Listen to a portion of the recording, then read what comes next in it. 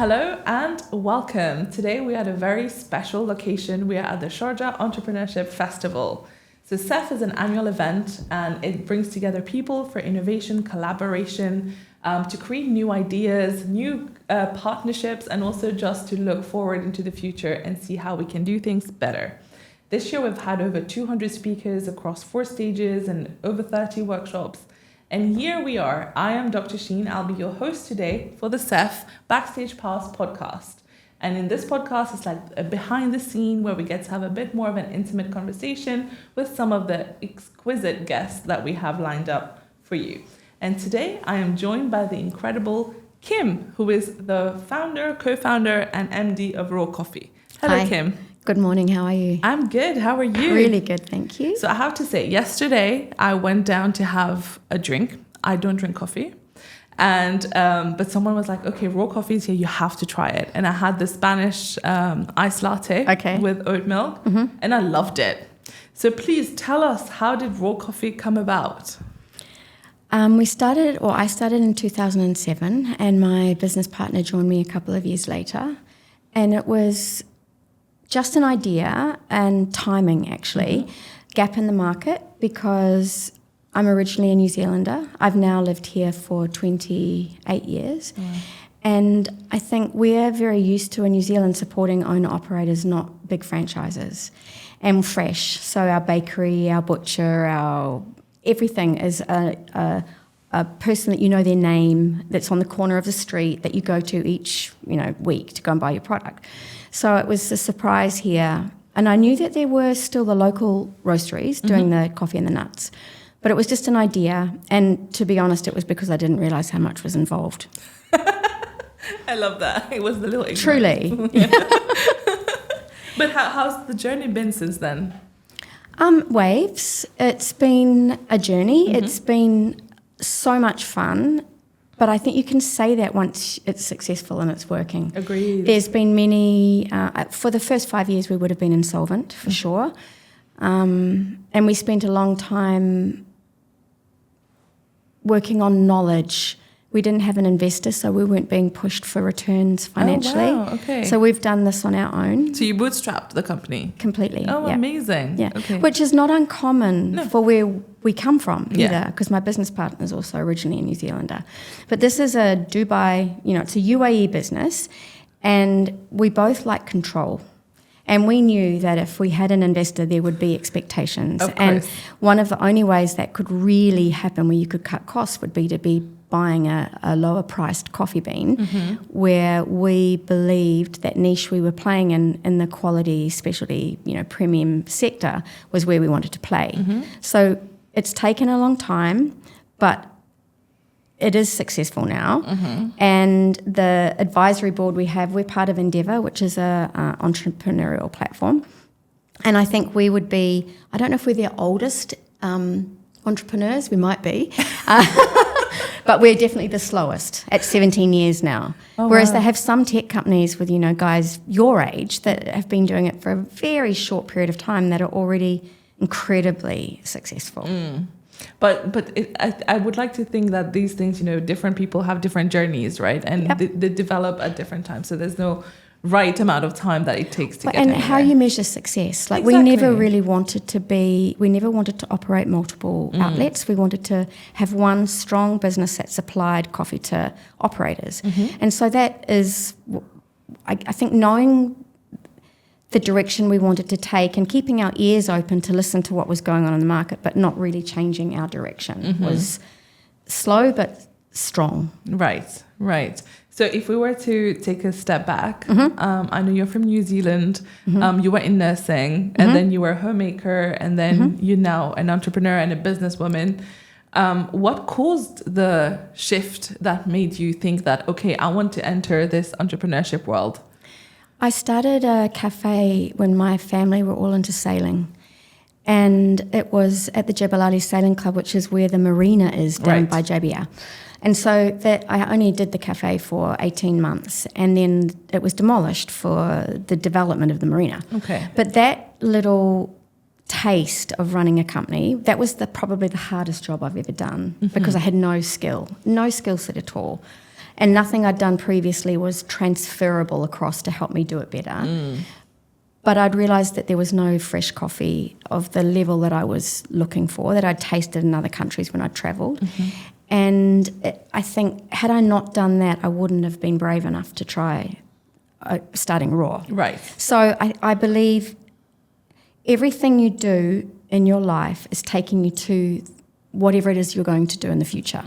And maybe you're lucky and you can bypass the difficult bits in the middle and go straight to something that you always dreamed you knew you wanted to do, but I was never like that. And then having, you know, one of the most satisfying things I've ever done is to be a mother. I love it. And I love being a grandmother. So I'm pleased that my children were old enough that I had the space to be able to do it, because it was really only I was 43 when I started. Oh, wow. So I think you can start at any stage. Yeah. It's just a timing. It's just a right place, right time. No, I love that, because I'm really happy that you shared with us that you were 43 when you started a business, because there's so much pressure on young people who think that, oh my God, I'm 30 now. It's too late for me to start a new company. It's too late for me to join the game. I enjoyed being here yesterday and looking around. I actually came for the opening, and then my team downstairs were making coffee and they were slammed. It was so busy. And so I had my gear on, nice clothes to come to the opening, and I ended up helping them. You know, it was for 5 hours because it was just so much fun.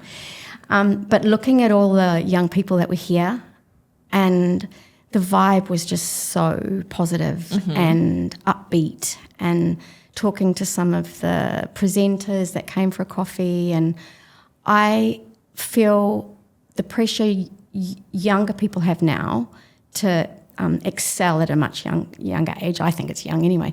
I don't feel I had that when I was the same age. That's so interesting. I think I was quite late to get married and have children. Well, I thought it was. You know, I was 26 when I had my first child.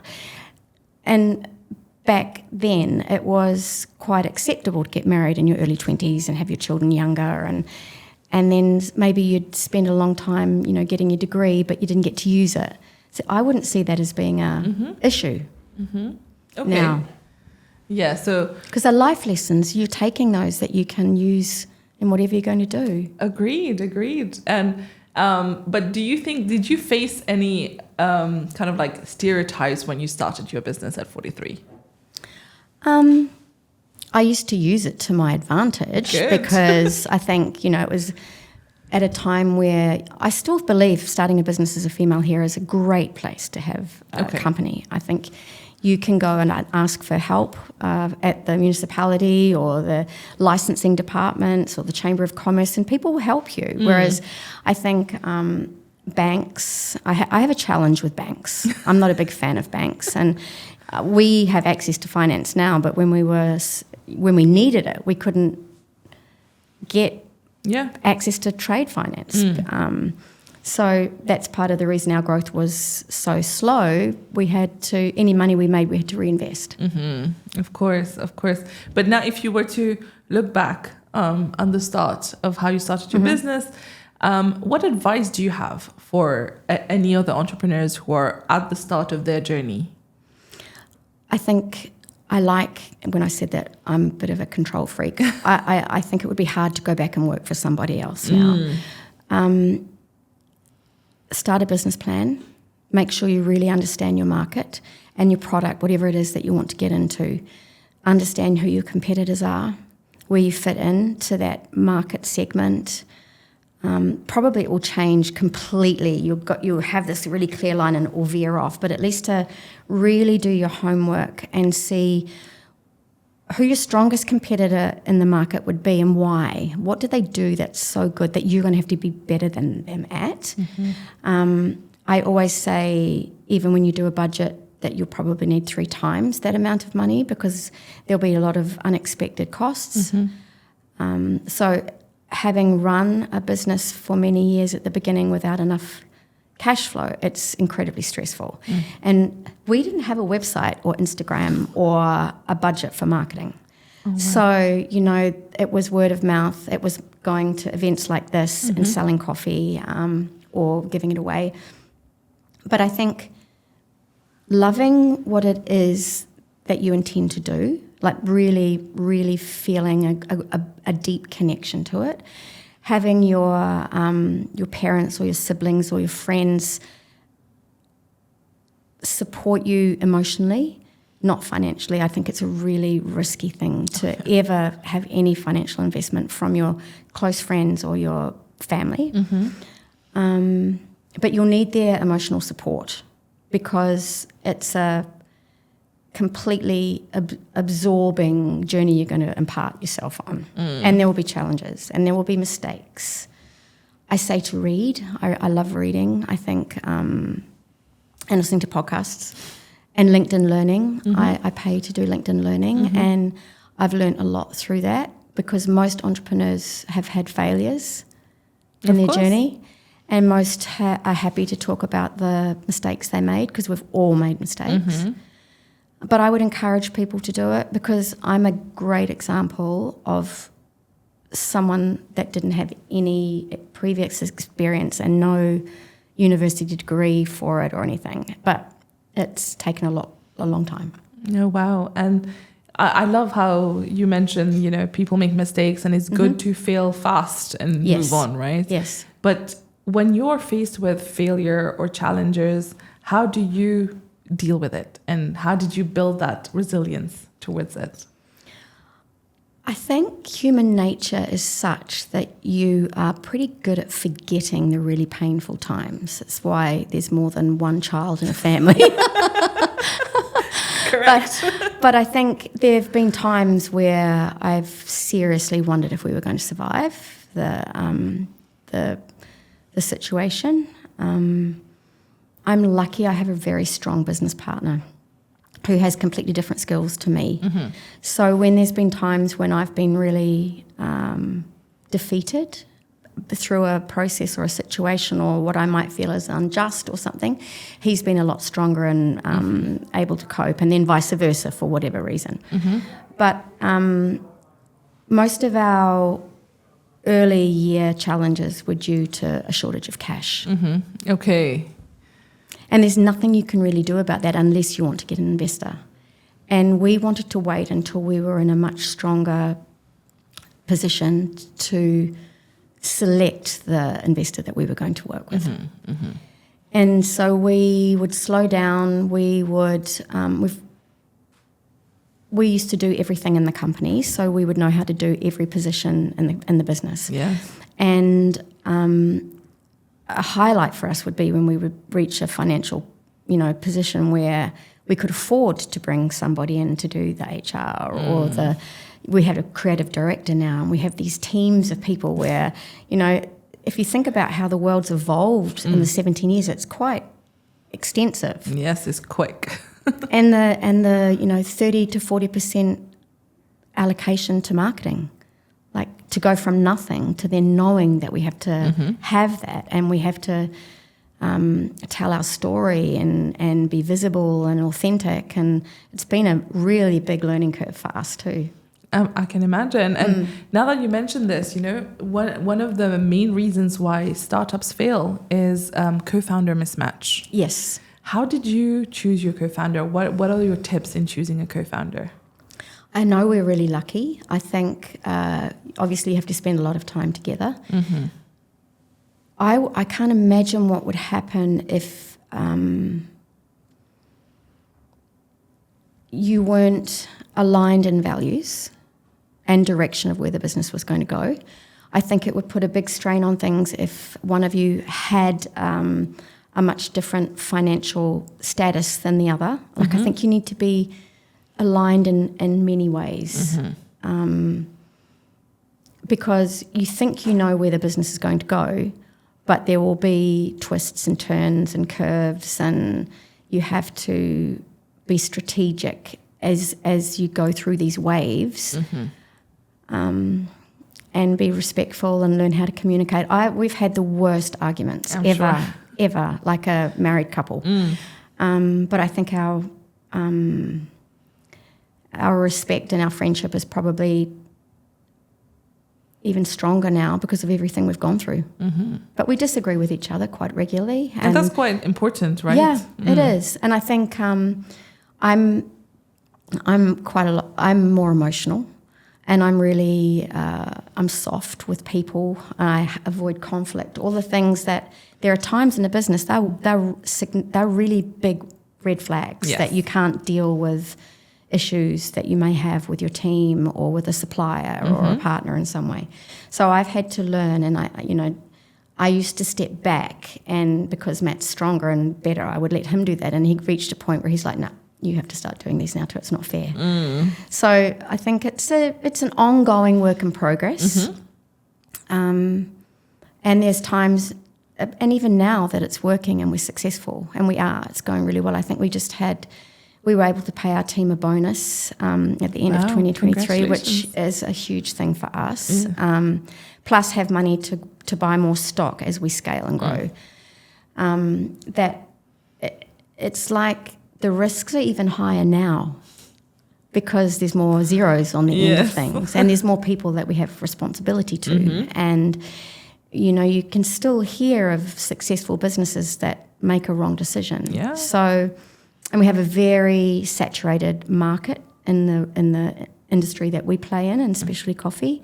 I think there's more than 370 specialty coffee roasters in the UAE now, and the market hasn't grown that much. So it's you have to be very innovative. You have to be very obvious of everything that's going on, but you have to be brave and go for it. So we're at that point now where we both have to feel that way. Otherwise, I'm not going to retire. Yeah, clearly. Because it's fun now. Yeah, now is the fun part. And I love that you mentioned how sometimes you struggle with, dealing with team and being, the bad cop sometimes, right? And having to give constructive feedback. But what's your approach now as, someone who's managing a team of a successful business, as a woman especially? How do you deal with this fine balance of having empathy, but then also being able to, drop the hammer? It sounds really cliche, but I treat it like a family. Right. So you're always going to have your teenagers, and they're always going to be going through something. That, most of the people that we have working for us are sending the vast majority of their income home. So they're putting their siblings through school, they're supporting their parents. They're not even buying their own home. So, we're trying to do financial advice for them too, to make sure that this whole period of their life is fruitful for them, as for whatever they're going to do in the future. But there will always be, tiffs and people feeling they're putting in more effort than one of their peers. And so it's just treating it like a family, being, I think, open communication, respectful. I always try and put myself in the other person's shoes, because sometimes I will make a hasty assessment of what I believe is going on, and I might be very wrong. So it's just calmly.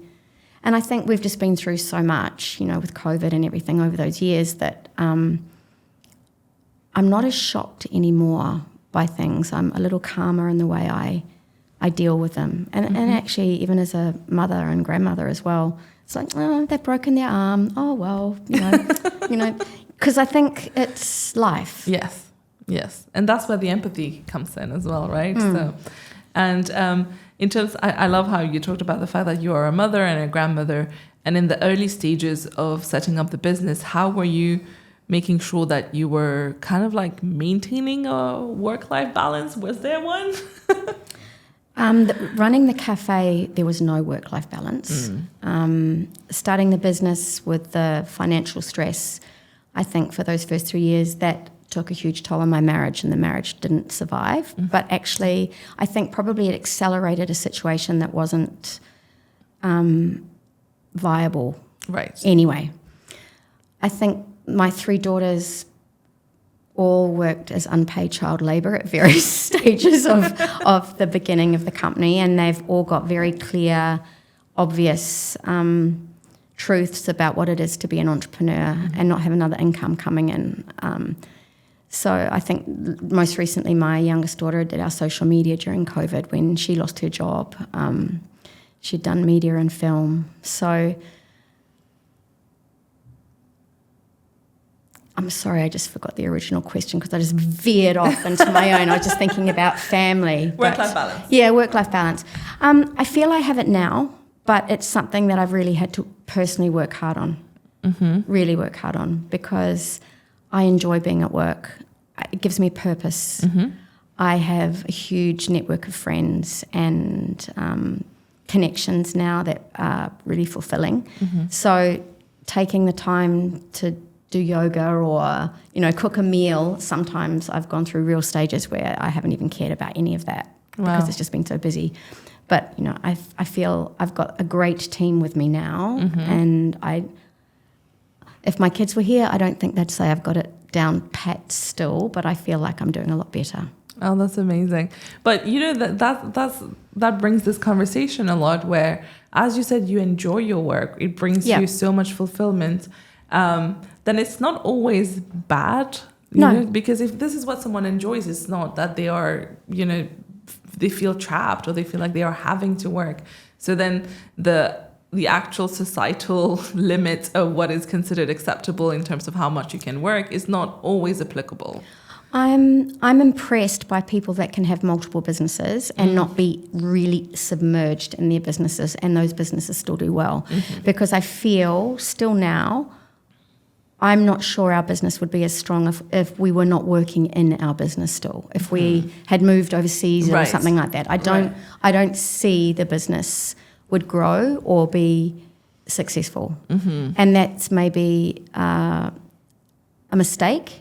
Because there would be people that would say that isn't great, that you feel you still have to be in there running it all the time. Right. But for me, like you say, if it's not a slog, it's no problem. I'm really enjoying it. Yeah. And as long as there's a healthy approach to work, then it is absolutely fine. Exactly. Yeah. But I choose the bits now. Exactly. That's the luxury now I can choose. Now you have the flexibility. Yeah, like I'm traveling to Mexico next month for the first time to go and meet new suppliers, and I think we're a bit more, we value our time more. Okay. Yeah. Because you can get pulled in lots of directions, which I'm sure you know, and that there are some things that you just know you have to prioritise, and then others that you can maybe delegate to someone that you trust that can do it. For sure. And, I have this really heartwarming story that I would love to share with you. Okay, it's about please. coffee. Okay, good. So I don't know if you've heard it before, but it's about this professor who is hosting a lot of his alum students who are coming to him, and everyone is complaining about life stresses, being pulled in all directions and feeling really stressed about life. So then he went and prepared a big a pot of coffee. Yeah. And he brought it, and then he picked all of the mugs that he had in his cupboards, the ugly ones, the really cheap looking ones, and then also the really fine china that he had, and brought it all to the table. And he asked them to pick their cup and then pour their coffee in it. And not surprisingly, a lot of people will go for the best, most beautiful looking, most expensive looking cups first. And then whatever was left, people will take. And then he looked around the room and he asked them, he said, how's the coffee? And everyone was like, oh, really good coffee. And he said, okay, but if you look around, you'll see that all of you, your first reaction was, let me find the best cup first. Then once you got your cup, you started looking around, looking at what cups did the others get and comparing your cup to theirs.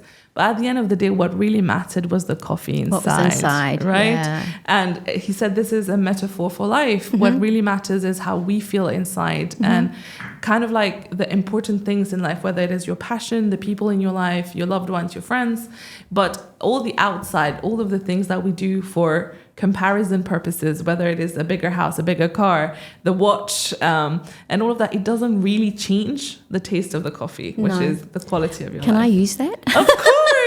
I love it. It's a really lovely story. It's so beautiful, right? It is. Yeah. As soon as they told me that we will be having a conversation, I was like, I need to share this story with you. Really nice. And really it's so true.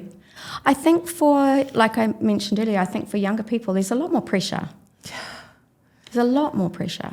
Because also we are in the time of social media where you can constantly compare your life to others. So then there is this pressure to be better or be happier and keep up with the race. So what advice do you have for entrepreneurs, especially the young ones who are watching us today? Do your homework, but do it. I think you have to be brave. You have to be committed.